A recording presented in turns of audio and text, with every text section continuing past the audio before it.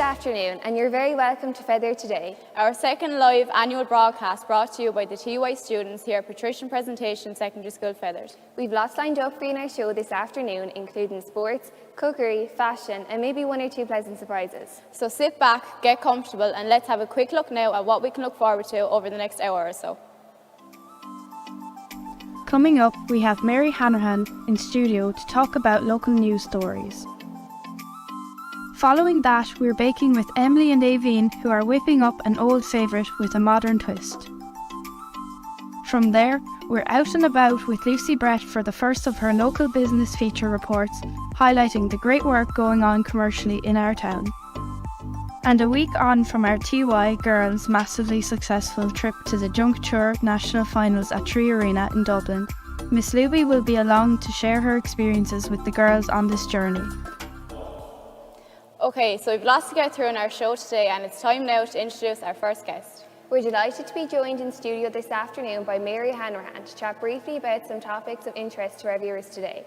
Mary, you're very welcome to the show. Thanks so much for dropping in. Afternoon, Alicia and Lucy, and thank you so much for having me. So yes, what's happening in Fethard? Well, as always, Fethard is a really busy place, as you know. And breaking news today, Jasper Murphy of McCarthy's Hotel, he's just announced that his broadcast will be on Tip FM on Sunday, the 28th of May at 6 o'clock. And of course, this is the documentary detailing his navigation of Fethard to Fethard-on-Sea. He went by water, so along the way we'll hear about his trials, his tribulations, the places he visited and the people he met. So that's one worth watching out for. Next week also, next Thursday, the 25th of May, the Fethard Athletic Club return with their Walls of Fethard road race. And of course, they weren't able to do those things during COVID, so they're delighted to be back. And that starts at 7 o'clock next Thursday from the ballroom in Fethard, and all are welcome. Of course, the big news of the moment, I suppose, is the official opening of the Fethard Town Park. And it's just amazing that a small town like Fethard has this fantastic facility on its doorstep. It's used by everybody, the primary schools, yourselves here in the secondary school. I see seniors, there are classes now for seniors, there's a gym, and of course the second phase will see a new medical centre. But on Sunday the 18th of June at 12 o'clock, the official launch will take place. Minister Heather Humphreys will be there to officiate, and there's going to be, I think, an intriguing match of two halves, featuring Joseph O'Brien, Liam Cahill of Tipperary hurling fame. I believe our own Dorothy Wall from Fethard is also going to be taking part, and we're promised lots of other interesting names and participants along the way. Just to say too, that the Abbey, our own Abbey here in Fethard, the Augustinians, are celebrating a very special anniversary on the 3rd of July. As everybody in Fethard knows, the Abbey was founded in 1305, and they were there for the duration until the dissolution of the monasteries in the mid-1500s. But then, of course, you know, given our history and the suppression of the Catholic religion, the Augustinians, even though they managed to stay, if you like, Ericamad, you know, unofficially, they stayed until the end of the 1600s, then they were banished. But they managed to come back at the end of the 1700s, buy a little cottage, say church, say mass for their people, and then finally, they were finally in 1820 allowed to buy back their church. And they started restoring it. And under Father Thomas Condon, it was opened on the 3rd of July, 1823. So that 200-year anniversary is coming up in this July, and the Augustinians, I mean, we're so lucky to still have them, given, you know, the fact that so many of the religious foundations have now gone. We still have them here in Fethard. So celebrating, you know, a long and interesting history of the Augustinians in Fethard on the 3rd of July this year. Mary, could you tell us a bit more about the history of Fethard? That's a very open-ended question. I suppose if you like, you could actually do a whole program on the history of Fethard, but I'm not going to hijack you today. Yes, Fethard is famous, I suppose, primarily. It's recognised as the finest example of a small medieval walled town in Ireland, and that, of course, is due to our town wall. It's over a kilometre in length, and most of it is still standing. And a lot of the pupils here in Patrician Presentation will be very familiar with our North Gate, because that's the gateway through which you come every morning. Originally, of course, there were 5 gateways to Fethard. but the north gate is the one remaining gateway. And not only do we have our town wall, which is, such an impressive structure, and again, it was restored back at the end of the 1980s, and so that you can actually see the wall as it was. If you go along the valley, the expanse of the wall you see there is very much as it was when it was first built in the 1300s. And that's really interesting, but I think equally impressive is that when you go to somewhere like the Eastgate Park, you can see the town wall as it stands after 700 years. It's been conserved, but not reconstructed. But we do find that visitors from abroad, especially people who come, say, from Australia or America, they are really impressed with, this monument, this built heritage that is so old. Because, of course, they don't have anything. They have an ancient history, of course, but not a built heritage like ours. And not only do we have the town wall, we have Holy Trinity Church of Ireland, which dates from the 1200s. We have the Augustinian Abbey, as mentioned before, with its fabulous Harry Clark studio window. We also have Cork Castle, known locally as Fethard Castle, Edmund's Castle, all kinds of course, our Sheila na Gigs too. You can't forget, there's a wealth of things. And we have connections to places like, would you believe, the White House, because Henry Kellett, who's buried in the grounds of Holy Trinity Church, it was from the boards of his ship that the Resolute desk was constructed, and that now stands in the Oval Office. So, that's a nice story to tell our American friends. For our Australian visitors, we can tell them that their famous bushranger, Ned Kelly, his dad, John Red Kelly, came from Myglass, and it was one of our own members, Terry Cunningham of the Fethard Historical Society, who researched that story. And it's not just medieval. There's lots and lots and lots of these interesting things about Fethard. But as I say, I don't want to hijack your whole program today. And I've also seen that you brought the annual newsletter, which Joe Kenny and his team publish every year in December, to people with a Fethard connection around the world. Tell us a bit more about that. This is an absolutely amazing production. It was actually a nationwide initiative by the Legion of Mary back in 1959. It was their way of reaching out to immigrants abroad. Remember, 1950s Ireland, we were in depression, people had to leave, they had no option.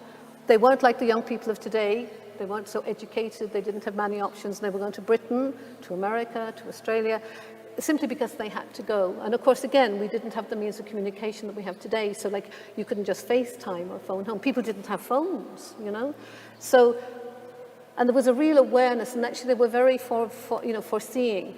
They saw that people abroad could well be struggling, and nothing like news from home.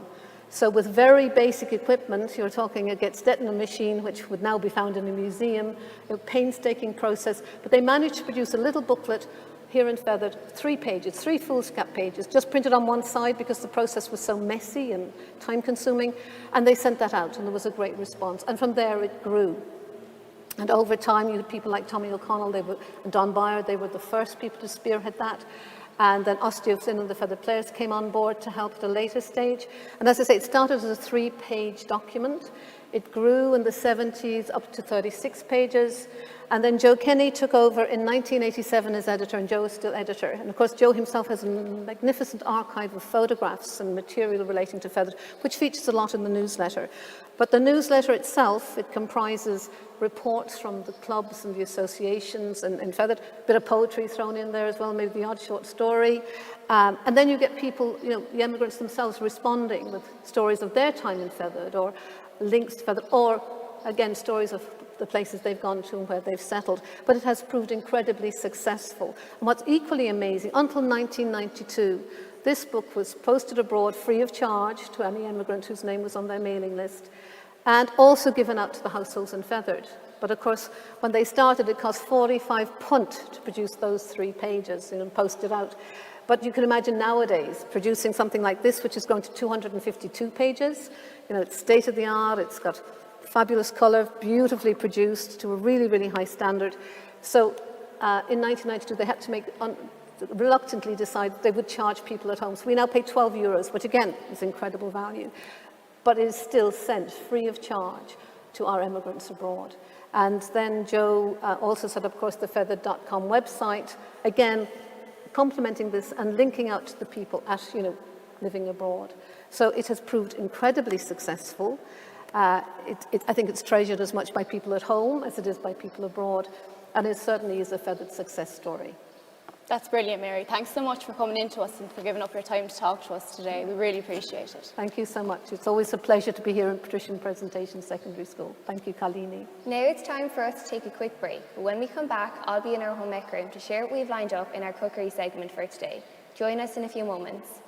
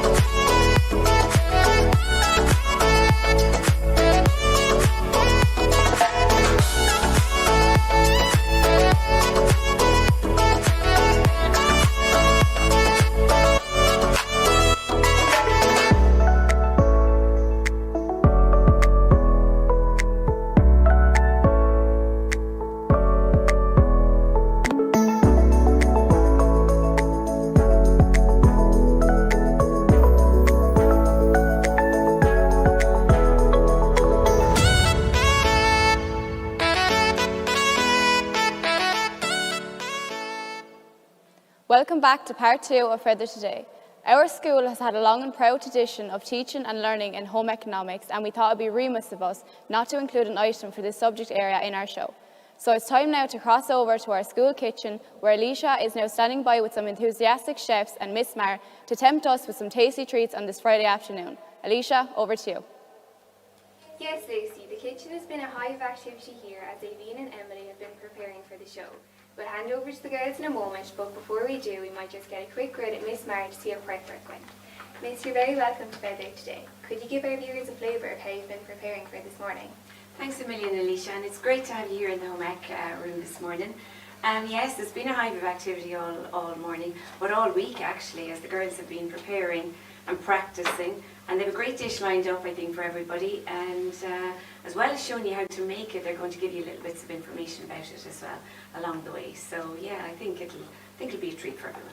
Thanks for that. Now we'll hand over to the girls. So what are you baking for us? Yes, thank you, Alicia. So today we are making a chocolate fudge cake, but with a difference. This recipe only takes about 5 minutes to cook in the microwave, so it's really quick and easy if you're in a rush. And in this day and age, it's very important that we are using our microwave, as we're very conscious of our energy usage. I think this is a good recipe to use on a warm summer's day, as it only takes about 5 minutes to cook in the microwave. Now we'll get started with the baking. So in this bowl here I have our dry ingredients. So I have our flour, our baking powder and our cocoa powder, and I'm going to add in our brown sugar and give it a mix. And in this jug here I have my eggs and my oil, and I'm just going to add in my milk and mix them together. And Emily, I noticed that you're using oil and not butter. Is there many health benefits to that? Yeah, so with the oil there's not any saturated fats like there would be in butter, and they have lots of omega-3, which is good for your brain. Yeah, so that's a great thing about this cake, is it's really accommodating to any dietary needs. And Aileen, would you say this cake is suitable for beginner bakers or children to make? Yeah, I'd highly recommend it for beginner bakers. It's quick and easy, there's no hard methods involved. As you could see, it was all just whisking of the flour, there was no creaming or whisking. So we'll have a nice fluffy cake, and it's also great to get young kids into the kitchen. Right, so now I'm just adding my wet ingredients to my dry ingredients and mixing them together well. So while Emily continues with the main mixture, I'm going to start on the icing for the cake. So in this bowl here, I have our icing sugar, our cocoa powder and our butter, and I'm going to add in our milk. But today we're using almond milk, but you can substitute that for whatever you'd like. And this is then quick and easy again. You just pop it in the microwave for 1.5 minutes. You check it after 1 minute and give it a stir, and it should be perfect then after the next 30 seconds. Emily, I was in a supermarket on the weekend and I saw that 2 slices of chocolate fudge cake was $3.50. How much did it cost you to make this whole cake? So for this whole cake, with all the ingredients and the amount of money you'll be spending for the electricity you'll be using to cook it, costs $3.51. So you'll get roughly about 8 slices out of it. So I think you're a better deal there, and it's homemade as well. But if you were to cook this in the oven, it would cost roughly 54 cents, whereas in the microwave it only costs 3 cents. So I know it might not seem like a lot, but eventually they'll all add up. So Yes, and as they say, every little helps, especially when it comes to your electricity bill. yeah. Yeah, So and I'm just going to pop this in the microwave for 5 minutes. Yeah, and as you can see here, we've some Indian pottery in front of us this morning that are made by local artist Doreen Soros. So it's great that we can showcase these off here this morning, as we're very proud of our local town and everyone in it. So our cake and our icing is in the microwave, and we'll be back to you in a little while with an update. That's brilliant, girls. Thanks very much for that great demonstration, and I believe I'll be returning later in the programme to check on the progress. And there's even a rumour doing the rounds that we might sample a cake at the end of the show. But for now, it's time to return to Lucy in studio to introduce the first of our local business feature reports. Thank you very much, Alicia, and it all looks very appetising down there. Samples will definitely be welcome here in the studio later. Now moving swiftly along, it's time to share the first of our local business feature reports, where Lucy Brett is standing by at one of our local eateries in Fethard to find out what makes it so popular. So Lucy, where exactly are you this morning? Yes, good afternoon Lucy, and you're all very welcome to Duke's in the heart of Fethard.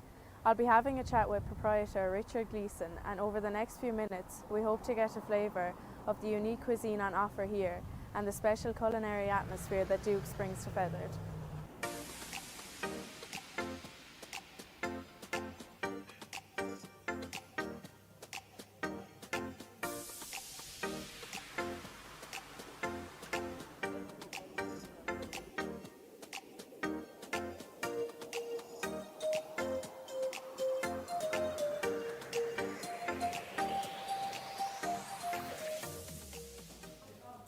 So Richard, we're here in the comfortable surroundings of Duke's, your brainchild. Can you give us a bit of the background and your vision for Duke's when you started? The background for the business was based on the hospitality that was offered and given to any guests visiting our family home, and that I always saw week in, week out or throughout the years. And I wanted to try and take what was done there, so it was always good food and a warm greeting and nice, bright, open, comfortable space, and transfer that into a commercial setting. So that was, in its most simple form or analysis of what I was thinking, that was where the business started. Launching and opening any kind of business, especially a restaurant, is challenging at the best of times. How difficult was it in the early days and what was involved? Well, the early days were probably a bit easier actually, because we were full of energy and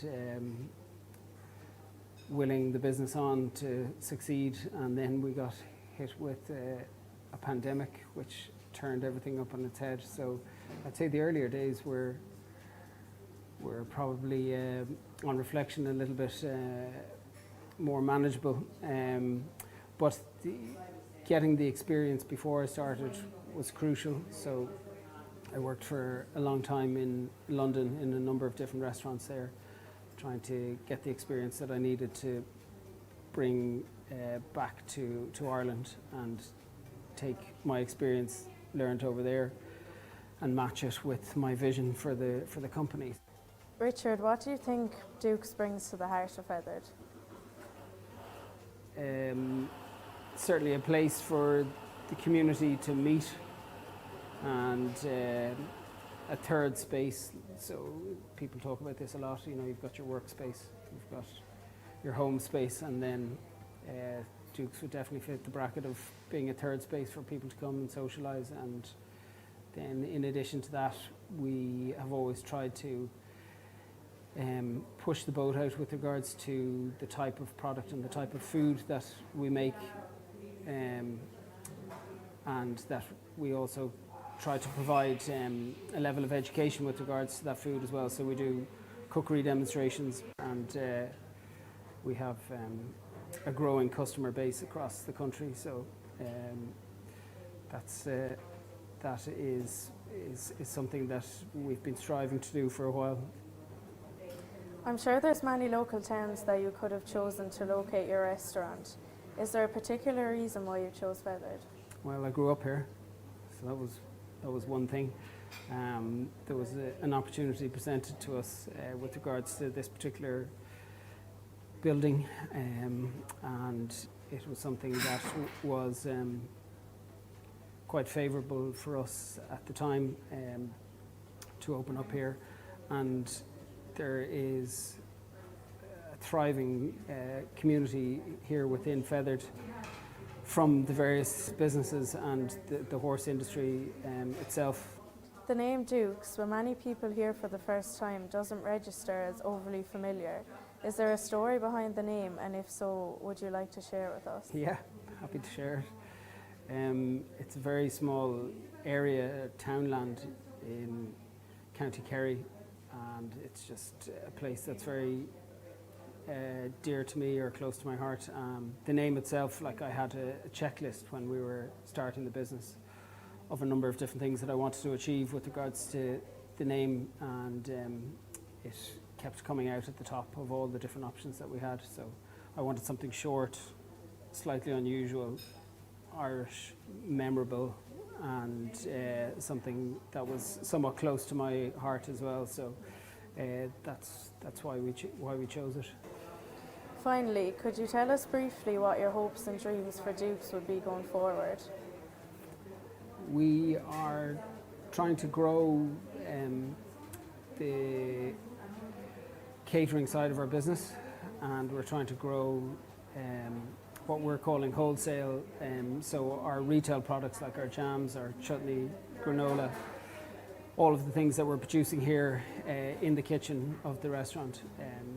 We're trying to sell those wholesale products in other independent stockists around the country. So we've only started this recently, but it's already growing, that we're in a shop in Portlaoise, one in Kerry, hoping to get into one in Waterford soon.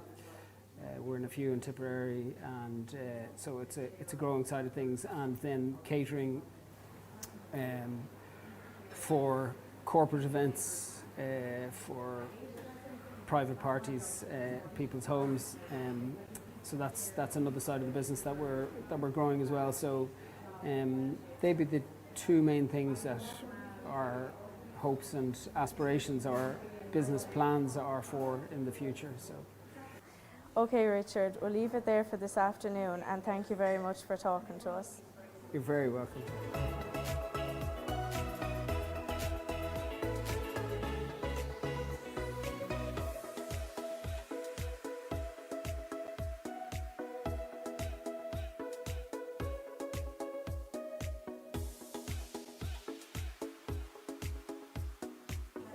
So that brings us to the end of our behind-the-scenes tour of Dukes. It's been a very enjoyable experience and great insight into the hard work going on here every day.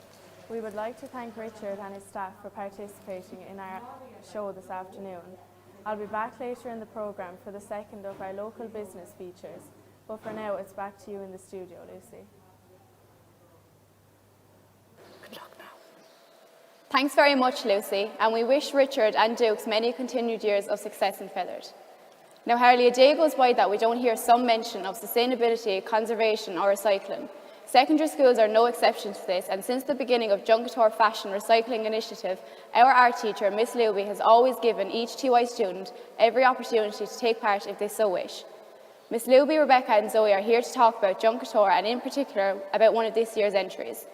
Good afternoon, everyone. Miss Luby, if I come to you first, can you explain what is Junkator? Lucy, Junkator is a sustainable fashion competition in Ireland, and it's for 13 to 18-year-olds in secondary schools to enter. They design, create and model a fashion piece, and they make it from recyclable materials. It means they have to look through the trash can, anything that's about to be thrown out, Coke cans, anything, plastic bottles, newspapers, any recyclables, and create a piece of wearable fashion from it.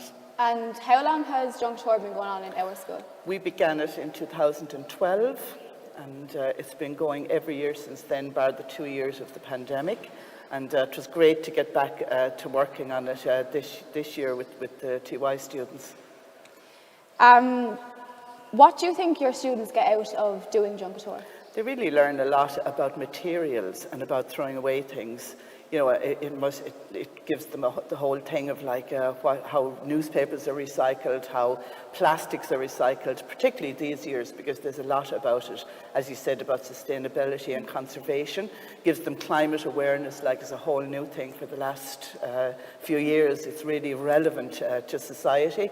So it kind of involves them in kind of a bigger picture, prepares them maybe for a world that they're about to enter, and it lets them know about fashion designers, Alexander McQueen, Stella McCartney, who's really into recyclables and how it can be used in fashion that people wear. Runners, like a lot of those are designed these days with plastics in mind. So particularly these years, it's a step in kind of a direction of kind of sustainability of materials. Okay, thank you, Miss. Rebecca, if I move on to you. This year, Zoe got into the final in the 3 Arena up in Dublin. What was the theme of this year's costume? The theme of this year's costume was the cost of living crisis. They actually named this Golden Future to kind of tell people there is a golden future ahead with all these prices going up and up. Like, we're all in the same boat and the costs are just going up and we need to spread awareness around it. And what materials were used in the making of this dress? So the bottom of the dress was phone books and receipts, and then towards the top of the dress there was wires and carpet underlay. And you also get to choose your own music to model to. How did you choose this music and how long does it last for? So they chose Bills, and they just felt like the theme of their dress would go really well with the song Bills, and it was nice and upbeat to get the crowd going and get the crowd singing along while she was walking, and she was walking for 45 seconds. Okay, thank you, Rebecca. Miss, if I come back to you for one final question, do you ever get nervous for your students when they get into big finals? I do, and when Rebecca was saying they have 45 seconds, but that can be like 45 hours, like it's every kind of second is kind of important of it. So yeah, I do get nervous, but they're really brave to do it. It's a very brave thing to stand in front and model for that 45 seconds when they're in the 3 Arena. And, I think they're very brave to do that, because there can be about 6,000 people in the 3 Arena. So it's a lot of people to be walking in front of. Miss Luby and Rebecca, thanks so much for giving up your time to talk, and thanks so much, Zoe, for showcasing Golden Future one last time. But unfortunately, we've run out of time and we must leave it there. But it's been great to get a good insight into Junkator on Fethard Today. Now I think we may be ready to return to Alicia in the kitchen to check on progress with the baking. So Alicia, have you an update for us down there? Yes, Lucy, welcome back to the kitchen, everyone, where we do indeed have a fantastic cake. And the girls are just about ready to put on the icing. So back to you again, girls. Yes, thanks Alicia. So as you can see here, we have our cake and our icing out of the microwave and we're ready to decorate. So this is roughly what your icing should look like, not too thick but not too thin, and I'm just going to fire on top of the cake now. So how will you be decorating the cake today? So today we're decorating our cake with raspberries and icing sugar. I think the red of the raspberries adds a lovely pop of colour, and the fruit on top of cake is also another way to get your vitamins and minerals into you. Yeah, so this cake, it's really great as it's suitable for all seasons. So of course using raspberries at the minute is very seasonal to May. But for example, at Easter you could maybe decorate the cake with mini eggs. On Valentine's Day you could cut up strawberries and put them on top, they look like hearts. Or perhaps at Christmas you could serve it warm and serve it as a hot chocolate pudding. So it's suitable for every occasion. So I'm going to dust with some icing sugar. And of course the sharpness of the raspberries contrasts with the sugar of the cake. Yeah, it all goes very well. It's actually a lovely combination. Yeah, so that is our cake there, ready for serving now, whatever your occasion may be. Great job, everyone. It's almost time for us to take another quick break, and when we return, Lucy Kenny will be talking sport in the Sports Hub. But before that, let's have a quick look at what's coming up in the second part of the show. On what promises to be a massive weekend in sport, Lucy Kenny will be at our Sports Hub with a special guest to preview the action. We'll take a final check-in with Emily and Aveen in the home ec room to check on progress there. Coming near the end of the show, we're back on the road again with Lucy Brett for her second roving business report. Finally, we're back in studio to wrap things up and sign off on our second live annual TY broadcast, Fethard Today.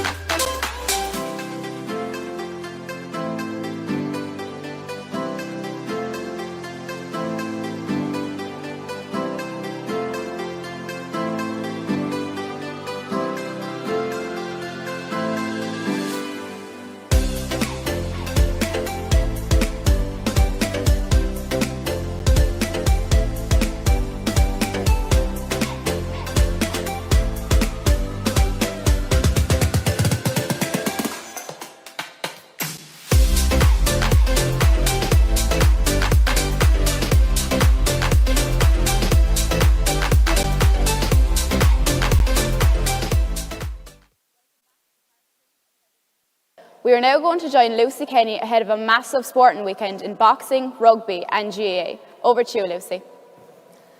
Thanks very much, Lucy. Yes, good afternoon everyone and welcome to our Sports Hub, where we'll be having a chat about all things relevant to sport in the Premier County, including in particular the upcoming crunch clash in the Munster Hurling Championship between Tipperary and Limerick at the FBD Semple Stadium on Sunday.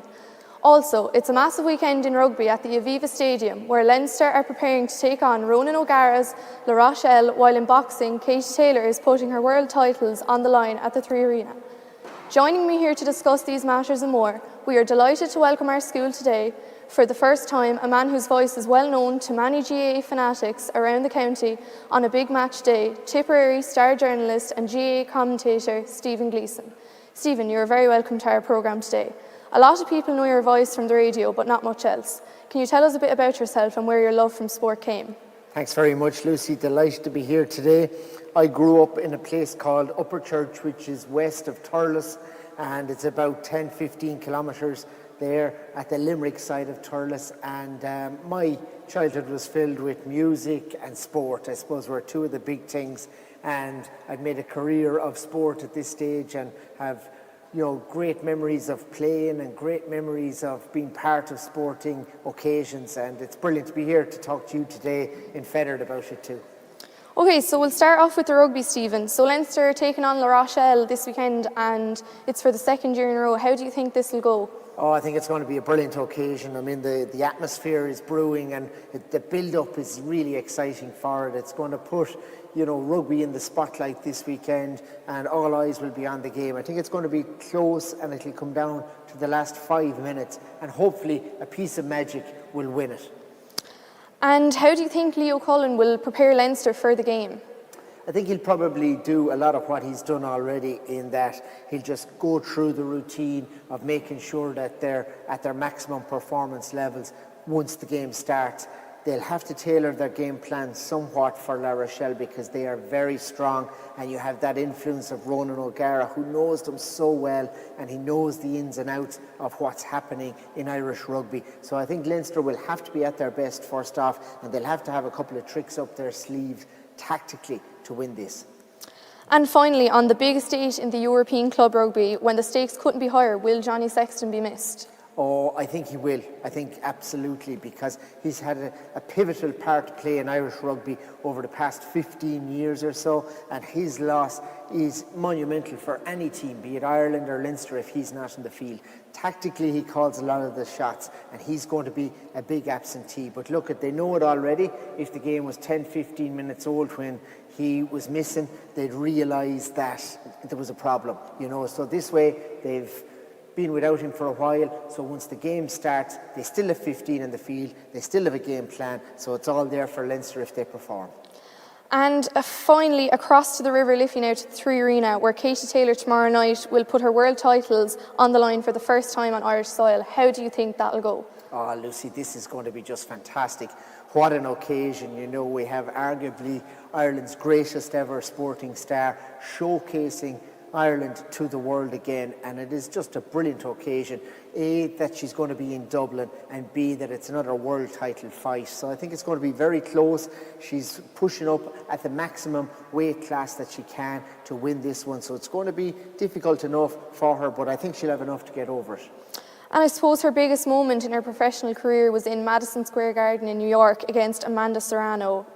Yeah, I think that was a massive occasion, 2012, and to win that was absolutely huge. And the Irish people have a real love of Katie simply because we followed her career right through from the time when she was in the Olympics boxing for Ireland till she turned pro. That Serrano fight was pivotal in that, and she's just gone straight up to the stars since then. It is just fantastic what she has achieved, and hopefully we'll have more of the same tomorrow night. And Amanda Serrano will be waiting in the wings, so if Katie wins, then we'll have another bout to look forward to, and hopefully we'll have that one in Croke Park. And do you think the home support on that night will count for much? I think it's going to be huge as well, Lucy, because if you have a full arena cheering you on, I think someone like Katie Taylor is able to use that as fuel to perform to her maximum. So the bigger the stakes, the better she performs, and a packed arena is just going to be fantastic. And what a buzz, what a night it's going to be. You know, it is just going to be dreamland, I think, and it's a brilliant sporting weekend. Okay, and finally, Stephen, we'll move on to the biggest event of the weekend for Tipperary supporters, which of course is the face-off between Tip and Limerick in Semple Stadium this Sunday. How do you think it'll fare out? Oh, can't wait for that one as well, Lucy. I mean, it is just such a brilliant weekend, and for us here in Tipperary, the hurling team is massive. You know, the Camogie team had a brilliant win in Munster last weekend. Hopefully the hurlers can keep going with that good form. Team was announced just a little while ago, and Rhys Shelley is part of it, goalkeeper from McCarthy Boris. He's in. We've Owen Connolly in from Cashel just over the road. Huge to have those two lads in the heart of the defence. So I think it's going to be a very close game. It's going to be a difficult game to call. Limerick are the All-Ireland champions and they're going to be hard stopped. But look at Liam Cahill has done a lot so far, so hopefully it'll continue for Tipperary. And of course, Jason Ford is out with injury. Do you think he will be missed on the day? Absolutely, Lucy. I think he's a pivotal player for Tipperary over the last maybe half a decade or so. He's been taking frees. We really missed his influence down in Cork. Garrod O'Connor stepped up, struck a couple of frees really well, but just that stability that Jason Ford brings to the forwards is going to be missing. But on the other hand, Limerick are going to be missing Sean Finn, which balances it out because he's one of the best defenders in the game. So Limerick are without a defender, Tip are without a forward. So I think it's just all to play for. If Tipperary are good enough, we'll be winning that one and heading for the Munster final, but we'll just have to wait and see. Okay, Stephen, I think we'll leave it at that for now. It promises to be a fascinating weekend ahead of us on all fronts. Thanks very much for joining us on our Sports Hub, and to all our viewers, if you're going to any of the games or Katie Taylor this weekend, enjoy and travel safely. And now I think we're returning to Lucy Brett for our second business feature, so where are you for this one, Lucy? Thanks, Lucy, and welcome to our second local business feature, where I've relocated a few miles out of town to Slievenamon Golf Club, which has been a valuable local amenity since 1997. I'll be chatting to the owner, Brian Powell, to find out more about the golf course, where coincidentally next week we will be holding our school golf classic fundraiser.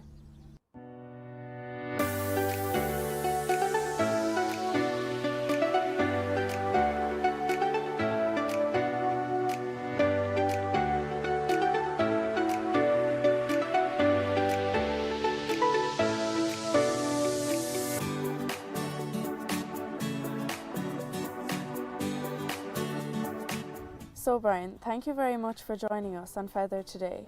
We're delighted to be back here again. Could I start by asking about your association with Slievenamon and how that came about? Certainly, Lucy, and you're very welcome to Slievenamon. I'm from Clonmel originally, so even though I live in Dublin, I still have businesses in Clonmel, and about late 2017 I heard that Slievenamon Golf Club was for sale. I wasn't particularly interested in it, and I had been approached and I said I wasn't really interested.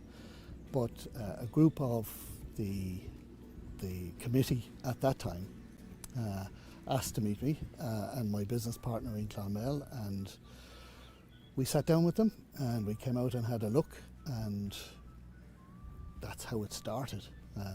That's just in a nutshell how it started. Was it a big challenge taking on a venture like this, and did you come with any plans to enhance or improve the facility? Yeah, but it is a huge challenge, and there were a number of big challenges. The biggest one was we live in Dublin and my partners live in Dublin, so managing a facility like this from that distance was always going to be a huge challenge for us. So the first thing we had to have was a plan to redevelop the course, and we built 18 new tee boxes. We put in new greens, we put in new bunkers, we redesigned the entire course. So there's a huge challenge in doing that, and the biggest part of that is when you're not here every single day to oversee it. So we kind of had to be very careful about selecting who was going to manage this on the ground for us, and who was going to be the greenkeeper in terms of the course, and who was going to manage everything in the clubhouse. They were the two big challenges, and we were very lucky in terms of our greenkeeper in particular. Our head greenkeeper is a local man called Paul Kenny. You might know him from Kenny's in Fethard, and Paul is a true expert on agronomy and on geography in general, and he's just taken to this role. He's taken it for his own, and he's developed a magnificent golf course in 4 years, which is beyond all of our expectations. Brian, as we look around today, we can see that it's a fairly extensive facility. What's involved on a daily basis in the upkeep of the golf course and keeping it in tip-top condition? Yeah, well, that's essentially what Paul does. That's Paul's job as the head greenkeeper.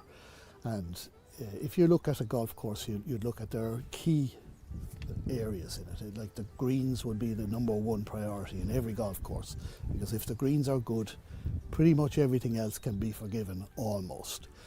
But our greens have been developed in 4 years to being the best greens in this area by a long margin, by a large margin.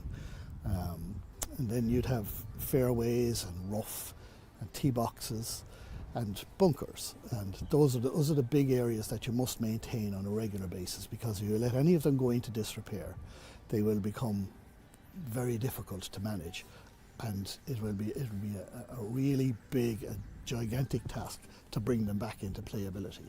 So, for example, in the summer, you have to mow the fairways 3 times a week.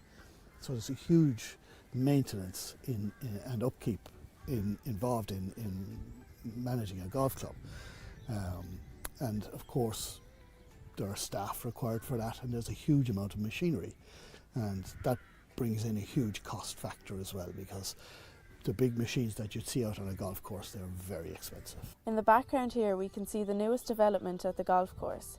Can you tell us a little bit about it and what you're thinking it was developing it? Yes, well, our thinking in developing it was always that we felt that we had a facility here in Clonacody that was underutilised. We wanted to bring more people to see this. It's a really lovely place to be, and it's focused entirely on golf. And we thought, well, there's a lot of people who don't play golf who would enjoy this facility, and what can we do? So we've been talking about it for some time, and then my business partner Mary Hand, she came up with the idea of an adventure golf, a mini golf course, and we looked into that. We got a bit of support from Leader Funding, and we said, yeah, that's something that would sit well in the area and would marry nicely to the golf idea, the golf concept. We're also very close to the clubhouse here. Is that a significant aspect of the business, and what services are available here? We are, and it is a very significant aspect of the business, and we've only recently opened the Sandtrap Coffee House to coincide with the opening of the adventure golf, the mini golf. And we do also, well, that's very much a sort of a very good coffee experience and pastries and cakes and so on. And it's designed essentially to accommodate parents of children who come to avail of the other facilities that we're going to be introducing here. Before we let you go, what would you say to any of our viewers watching today who may be thinking of taking up golf or thinking of organising their golf event here? Yeah, well, if you're thinking of taking up golf, then I couldn't think of a better club than Stephen Amon Golf Club to come to, because it's very much focused on being a friendly, welcoming place. It was always that. From the very first day we came here, you can almost feel it. When you walk in, everybody is happy to see you and it's a friendly place. So that's the first thing. Golf is a great sport and it's becoming more and more popular. It's becoming less and less elite, and that's really important for us, because we don't subscribe to that elitist sports model. This is very much about a community golf club, a community facility where everybody is welcome. So if you are thinking of taking up golf, come out, you won't be disappointed. The greens here are just fantastic. The course is not a huge long course, so it's a great course to learn to play on. Brian, we really appreciate you taking the time to talk to us today on our show, and we wish you all the very best for the future. Thanks very much, Lucy, and it was great to meet you. You too, thank you. Well done.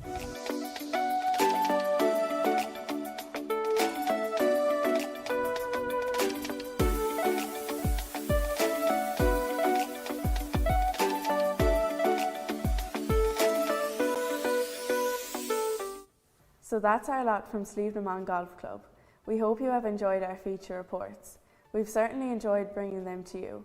Remember, we hope to have as many people as possible back here again next Friday and Saturday, the 26th and 27th May, for our Golf Classic fundraiser. Please drop in if you can to say hello or sponsor a team or tee box. Remember, all funds raised go to enhancing both curricular and extracurricular activities for our school. So with that final message, unfortunately, we've run out of time, and so it's back to you guys in our school studio. Thanks for that, Lucy. The golf course is looking really well out there today, and as you can see, I've returned to studio with some treats for sampling from the kitchen. And Stephen is now going to join us in taste testing the cake that the girls made. Enjoy, Stephen. Oh, this is fantastic. Top class. It tastes really good, girls. Great job, well done, and thanks a mil for all of your efforts, and to Miss Mar as well. So sadly, that brings us to the end of our show. We'd like to thank everybody that helped to make this happen today. To all of our staff, students and everybody behind the scenes, this could not have happened without a massive cooperation from everybody. And to finish our broadcast today, we leave you with a very special performance from the Abbey Mill Theatre. We hope you enjoy, and from all of us here on the Fethard Today team, thanks for watching and bye for now. Thanks for watching.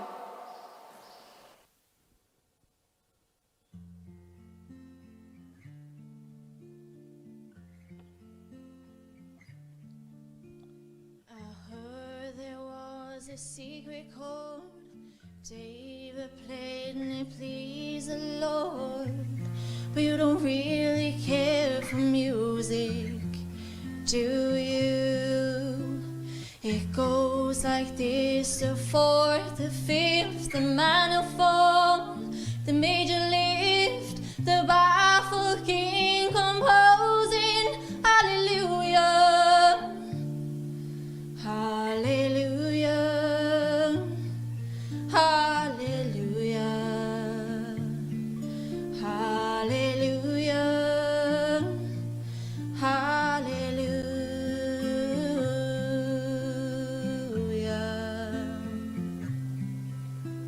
Your faith was strong, but you needed proof. You saw her bathing on the roof, her beauty and the moonlight overthrew you. She tied you to her kitchen chair, she broke your throne, she cut your hair, and from your lips she threw the hallelujah, hallelujah, hallelujah, hallelujah, hallelujah.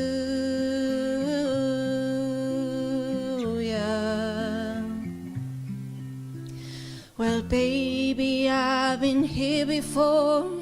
I've seen this room and I've walked this floor. I used to live alone before I knew you. I've seen your flag on the marble arch, and love is not a victory march. It's a cold and it's a broken hallelujah. Hallelujah. Hallelujah. Hallelujah. Hallelujah.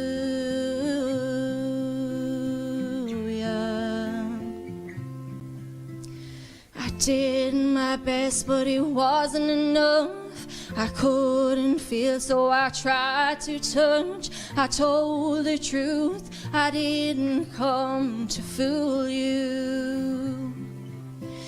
And even though it all went wrong, I'll stand before the Lord of song with nothing on my tongue but hallelujah. Hallelujah. Hallelujah. Hallelujah. Hallelujah. Hallelujah.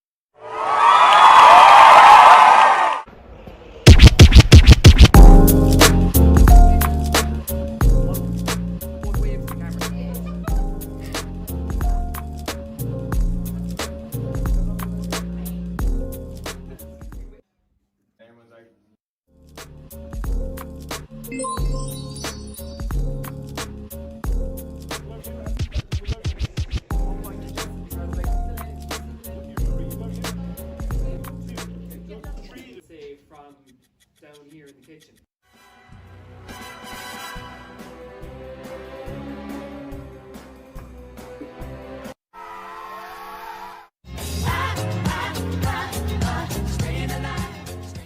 I made boo-boos too.